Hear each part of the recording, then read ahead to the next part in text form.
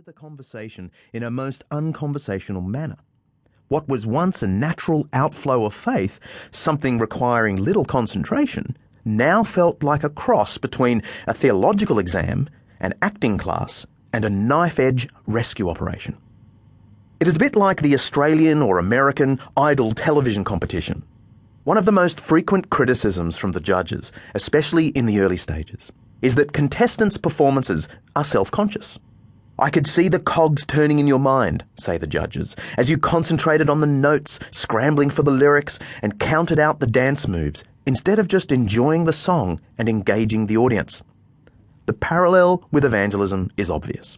Sometimes we concentrate so hard on steering the conversation and remembering the correct content that we forget the joy of the good news and the privilege of sharing it with another human being.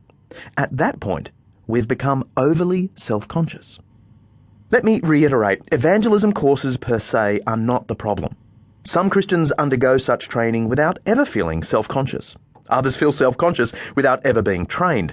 Nevertheless, I suspect many would agree that this evangelistic self-consciousness is common amongst modern believers, with or without the help of evangelism training courses. Thankfully, my own evangelistic self-consciousness soon passed. After months of trying to perform as I had been taught, I decided to relax.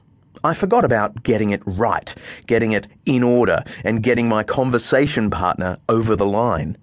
Instead, I decided to approach my gospel opportunities as if they were friendly conversations about my favourite topic. It was not long before I realised again that this is exactly what sharing the faith is.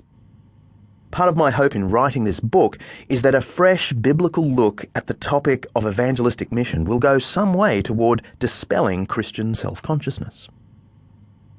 The Gospel Download. The second outlook I inherited from my days as a budding evangelist was equally unhelpful. I began to think that if I had an opportunity to say something about Christianity, I ought to say everything about it. I had spent months learning a gospel outline, complete with analogies and Bible verses. I somehow got it into my head that it was my duty to download the whole thing, no matter how passing the conversation about Christianity might have been. I don't know how many poor souls had to endure my sermonettes before I realized the glazed look in their eyes was not the look of spiritual wonder. In reality, most of our opportunities to speak about Christianity will occur in passing, in the to and fro of daily conversation. It should not surprise us then that the two clearest passages in the Bible calling on all believers to speak up for the Lord urge them simply to answer for the faith, to respond to people's comments, questions or criticisms with a gentle and gracious reply. Colossians 4 verses 5 and 6 and 1 Peter 3 verse 15. Most Christians are not evangelists in the technical New Testament sense of the word, and should not be made to feel the pressure to be something they are not. The Scriptures certainly urge us all to be open about our faith whenever opportunity allows, but doing the work of an evangelist, 2 Timothy 4:5, is something God's Word asks only of some of us. Of course, if you have a chance to explain the whole message of Christ, please go for it. Evangelists do not have a monopoly here. My point is simply this. Far more frequent than the full gospel opportunities will be the passing opportunities to offer brief nuggets about the faith to those around us. A relative at the Christmas lunch, a friend at the cafe, a parent on the sideline of the sporting field, and so on. On occasions like these, a gospel bite will usually prove more useful to your hearer than a gospel download. Reducing the gospel. The third unhelpful perspective I picked up in my early evangelism training concerns the gospel message itself. The particular course I studied summarized the gospel in the theological concepts of sin and grace.